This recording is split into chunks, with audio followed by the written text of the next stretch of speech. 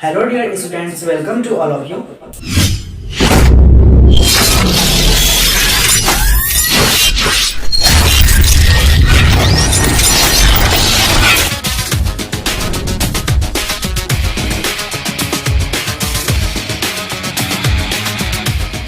मुझे आशा है कि आप सभी लोग हमारे पिछले लेक्चर को जरूर से जरूर देखे होंगे।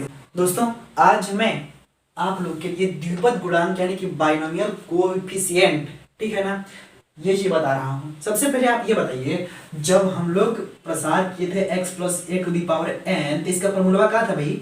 इसका था ना nc0 x to the power n minus 0 a to the power 0 plus nc1 x to the power n minus 1 a to the power 1 plus nc2 x to the power n minus 2 और a to the power 2 plus nc3 x to the power n minus 3 और a के power 3 plus dot dot dot आगे बढ़िए तो ncn और x to the power 0 और a to the power n, ठीक है ना। ये जो मेरा है हमारा इसका प्रसार है, इसका x प्लस ए के पावर n है, इसका ये प्रसार है मेरा, इसका प्रसार है। लेकिन जब द्विपद गुणांक की बात किया जाए, बाइनोमियल कोएफिशिएंट की बात किया जाए, तो इसमें क्या है भैया? जो बाइनोमियल जो कोएफिशिएंट है वो एफिशिएंट है, इसमें जो ये वाला दिख रहा है ना आपको, nc0 nc1 nc2 nc3 dot dot dot, ये जो है ncn, ये सब क्या है? यही सब हमारा बाइनोमियल कोएफिशिएंट है, ये हमारा द्विपद गुणांक है। आप लोग हमेशा याद रखिए। लेकिन शॉर्टकट में इसको हम लोग दिखाते हैं, यानी शॉर्ट में इसे हम प्रदर्शित करते हैं किससे? C0 से, C1 से। अगर यहाँ पर 0 है तो n हटा दीजिए, यहाँ पर C0 से डिनोट करेंगे, ये C1 C2 C3 C4 dot dot dot Cn, ठीक है ना। हम लोग इससे प्रदर्शित करते हैं। मैंने क्या बताया? हम बता रहे थे कि द्विपद गुणांक क्या होता है, यानी कि बाइनोमियल कोएफिशिएंट क्या होता है। तो इससे समझने से पहले भैया आप लोग जानते हैं कि x प्लस ए के पावर यदि n रहेगा तो इसका प्रसार हमने बताया है आपको कि ये होता है। क्या होता है? ये होता है। लेकिन हमने जो बताया द्विपद गुणांक, जो ये दिख रहा है आपको nc0 nc1 nc2 nc3 ना, ncn, ये सब हमारा है द्विपद गुणांक, जिसको शॉर्टकट में हम इतना लंबा न लिख करके इसको हम c0 c1 c2 c3 c4 c5 dot dot dot cn से दिखाते हैं, प्रदर्शित करते हैं शॉर्ट में, ठीक है ना। इतना तो आप लोग को समझ में आ ही गया होगा, ठीक है। तो चलिए आगे बढ़ते हैं। दोस्तों, एक बहुत ही ज़्यादा इम्पोर्टेंट एक प्रमेय पूछ लिया जाता है ना, जो कि मैं आगे बताने वाला हूँ। सबसे पहले इसका स्क्रीनशॉट लो, इसका बता रहा हूँ। दोस्तों जरा देखिए हमारी इम्पोर्टेंट प्रमेय क्या है, ठीक है ना। कभी कभी सवाल में पूछ लिया जाता है, कभी कभी ही नहीं बल्कि बार बार ये आता ही है, क्वेश्चंस जो एग्जाम में आते रहते हैं, ठीक है ना। हमें क्वेश्चन में कह रहा है कि सिद्ध करना है कि 1 प्लस x के पावर n के प्रसार में, किसके प्रसार में? 1 प्लस x के पावर n के 1 प्लस x के पावर n के प्रसार में ना, इसके प्रसार में सभी द्विपद गुणांकों का योग, जितना भी द्विपद गुणांक है मैंने बताया है। कौन सा द्विपद गुणांक होता है? nc0 nc1 nc2 nc3 nc4 nc5 जो होता है, ये सब द्विपद गुणांक है ना। कह रहा है कि सभी द्विपद गुणांकों का योग कितना होना चाहिए? 2 के घाते n होता है। ये कह रहा है कि भैया कि 1 प्लस x के पावर n के प्रसार में, यानी जब इसका प्रसार करेंगे तो जो द्विपद गुणांक है ना, सभी द्विपद गुणांक का जो योग होता है वो 2 के घाते n होता है। ये हमको प्रूफ करना है। तो देखिए कैसे, देखिए हम सबसे पहले लिखेंगे सोल्व, फिर जो दिया है लीजिए, दिया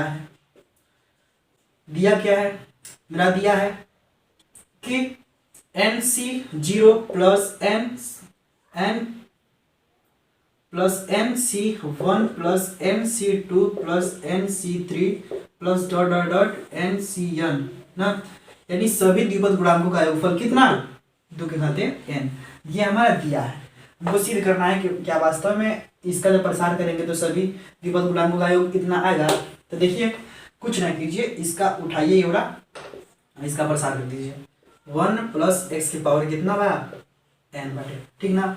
अब देखा लोगन क्या करना है, इसको पहले प्रसार कीजिए। क्या होगा n c 0, एक्स के स्थान पर क्या है 1 है, इसके पावर क्या होगा n माइनस 0 और x टू दी पावर 0, ठीक है ना, plus n c 1 x to the x के स्थान पर 1 है जी, 1 के पावर n माइनस 1 और x to the power 1 plus n c 2 1 to the power n minus 2 और x to the power 2 plus n c 3 1 to the power n minus 3 और x to the power 3 plus dot dot dot. आगे जब पढ़ेंगे तो क्या होगा n c n 1 to the power 0 और x to the power कितना n, समझे ये। अब जरा ये बताइए, देखिए आगे बढ़ते हैं। देखिए n c 0, ठीक है ना, अगर एक के घात में चाहे कितना भी हम कर दें तो इसका मान एक ही होगा। क्या बचा हमारा x के पावर 0, ठीक है, प्लस इसमें देखिए n c 1 एक के घात में इतना है, इसका मान भी एक ही होगा। कितना होगा x के पावर 1 प्लस ये कितना होगा n c 2, ये भी एक हो गया, अभी x स्क्वायर यानी x के पावर 2 प्लस ये कितना होगा n c 3 इंटू इस एक के घात जब इतना है तो इसका मान एक हुआ, हमारा कितना हुआ x के power 3 plus dot dot dot plus कितना n c n है, तो इसका मतलब कि n c n इसके पावर चाहे कुछ भी हो तो इसका मान एक हुआ, हमारा क्या हुआ x के पावर n, ठीक है ना जी। ये इतना समझ में आ गया। चलो 1 प्लस x के पावर n है। हमें ज्ञात करना है कि जब सभी द्विपद गुणांक हैं इसका जब जोड़ेंगे तो हमारा 2 के घाते 8 आना चाहिए। एक काम कीजिए, जहां जहां x है यानी x बराबर 1 रखने पर, क्या x इक्वल टू 1 पुट करने पर, इसमें x बराबर 1 रखने पर रखिए तो क्या होगा, x के यहाँ पर 1 रखने तो क्या आएगा बताइए, एक एक कितना 2 के घाते कितना हो गया n हो गया बराबर। ये देखिए हमारा क्या बचा n c 0, अब 1 के पावर 0 यानी कि एक ही होगा कि इसका मान कितना 1 प्लस आगे देखिए ये हमारा क्या बचा n c 1, इस जहाँ यहाँ पर a रखेंगे, इसी घात में चाहे कितना भी हो, इस सब जहाँ जहाँ x दिख रहा है सब का मान 1 हो जाएगा ना, केवल ये सब बचेगा, ये सब तो जो बच रहा है लिख लो n c 2 plus n c 3 plus dot dot dot n c n, यही बच रहा है, ठीक है ना। तो जरा देखिए हमारा सिद्ध हो गया, मेरा प्रमेय सिद्ध हो गया। आप इसको इधर लिख दीजिए और इसको उधर भी लिख सकते हैं, लिख दीजिए n c 0 plus n c 1 plus n c 2 plus n c 3 plus dot dot n c n is equal to the power n, power n हो गया ना जी। ये ना प्रूव करना था, जो सभी द्विपद गुणांक है ये सब द्विपद गुणांक, इस सब का योगफल कितना आना चाहिए, इतना हो गया ना, ये प्रूव हो गया। ओके, इसको नोट करो जल्दी। दोस्तों मुझे आशा है कि आप लोग बाइनोमियल कोफिशिएंट, ठीक है ना, यानी कि द्विपद गुणांक जो होता है वो C1 C2 C3 या NC1 NC2 NC3 ये सब होता है, ठीक है ना, ये सब हमारा क्या आता है, यही सब हमारा द्विपद गुणांक होते हैं, ठीक है ना। अब हम चलते हैं गुणांक की बात करते हैं, ठीक है।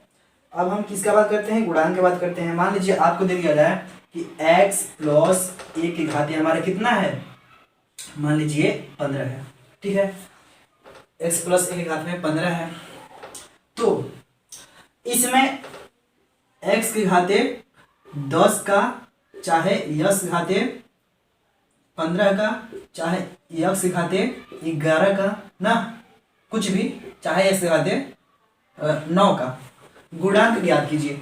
इसका जब प्रसार करेंगे, ठीक है, तो जहाँ x घात जब जहाँ पर x घात में 10 आएगा, ठीक है ना, उसके सामने वाला जो सभी बचेंगे वो हमारा इसके गुणांक कहलाएंगे, ठीक है ना। तो देखिए कहने का मतलब ये है, ये कह रहा है कि इसमें प्रथम सबसे पहला हम बता रहे हैं कि x घात अगर 10 हो ना, कह रहा है कि इसके प्रसार में x घात 10 की गुणांक क्या होगा, ठीक है ना। x घात 10 का गुणांक होना चाहिए। तो आप लोग समझिए, मैं समझाने का प्रयास कर रहा हूँ, समझे। सबसे पहले आप लोग इसका व्यापक पद लिखिएगा। क्या लिखना है? व्यापक पद tr+1। इसका जब व्यापक पद लिखेंगे तो क्या होगा? NCR, n हमारा कितना है? 15 और x⁻15 - r इंटू a⁻r। ये मेरा क्या हो गया भैया? ये व्यापक पद हो गया, समझे।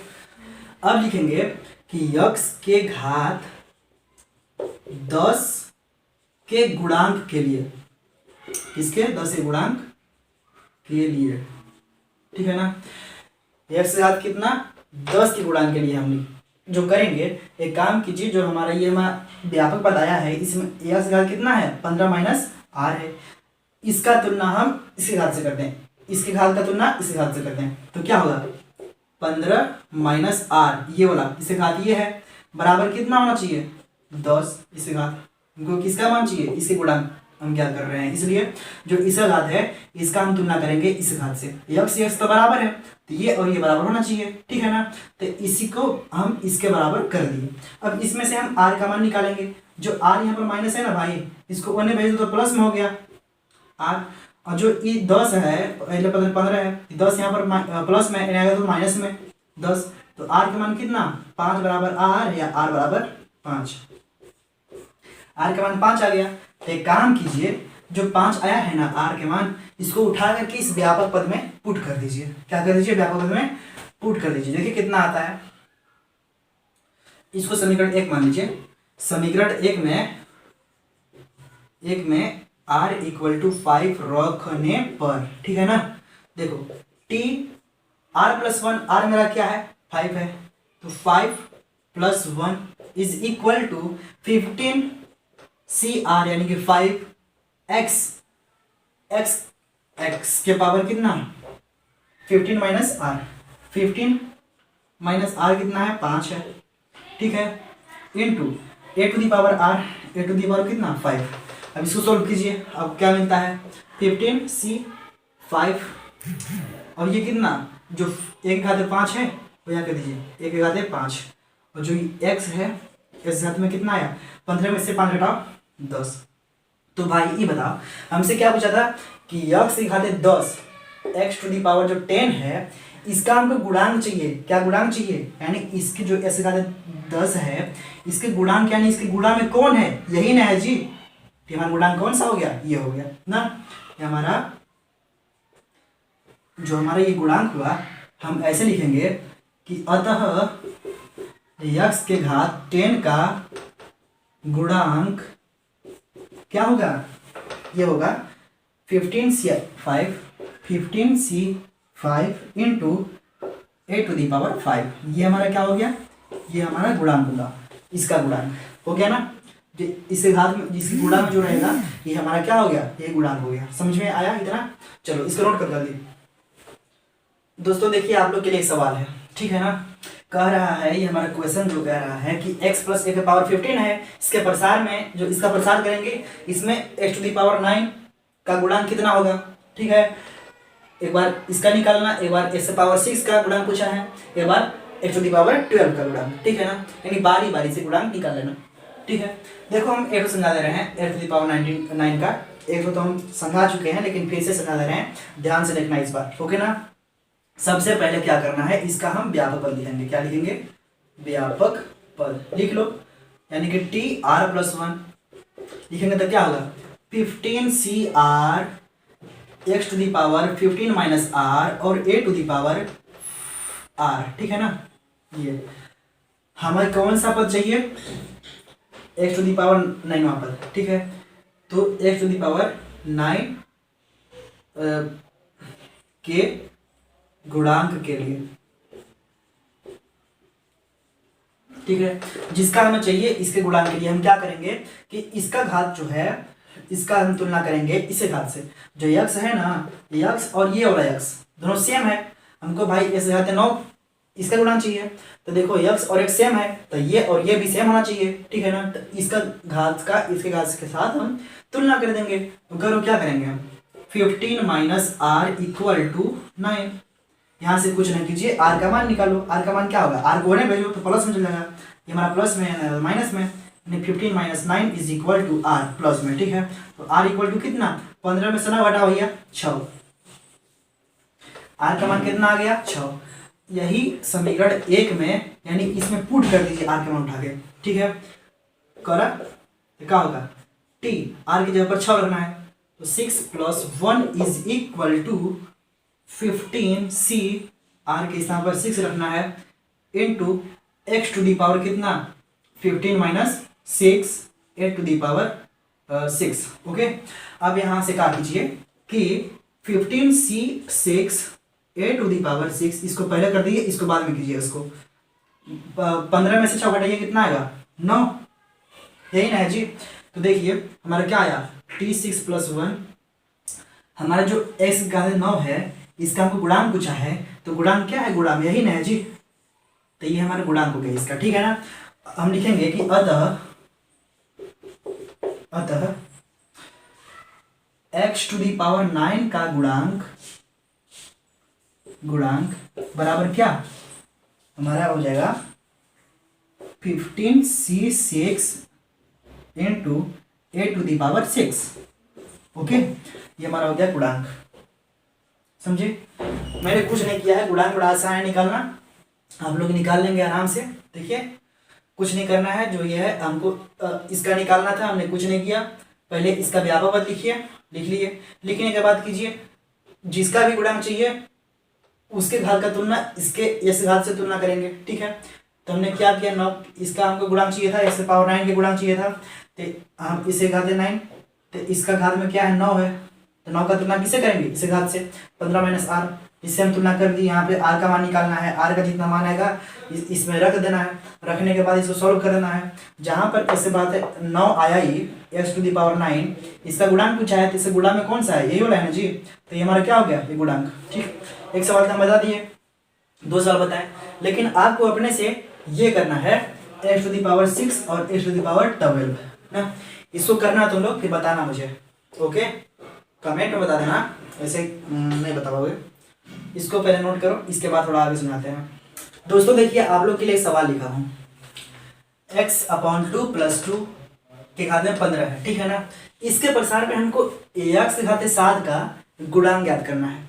x के पावर 7 का गुणांक कितना होगा आपको ज्ञात करना है, क्योंकि मैंने अभी बता चुका है। ठीक है ना, कैसे ज्ञात करते हैं देखो। अब आगे कुछ अलग टाइप के सवाल पूछ दिया जाता है। अचर पद, अचर पद क्या होता है, अचर पद वे पद होते हैं जो x से स्वतंत्र होते हैं। ठीक है ना, यानी अगर x के घात में 0 कर दिया जाए ना, अगर 0 हो तो इसको हम बोलते हैं कि अचर पद है। ठीक है ना, यानी कि x से स्वतंत्र पद, यानी x उसमें नहीं होना चाहिए, अगर हो भी मान लीजिए 5 लिखा है। ठीक है ना, 5 लिखा है, तो इसका मतलब कि 5 तो है ही, लेकिन अगर x घात में अगर 0 कर दे तो इसका मान उतना ही रहेगा, 5 होगा। क्योंकि देखिए जो 5 है, 5 इंटू किसी के भी घात में अगर 0 हम करते हैं तो इसका मान कितना होता है, 1 होता है। जब 5 का 1 में गुणा करवाएंगे तो 5 एकम 5 ही ना होगा जी, अब बताओ।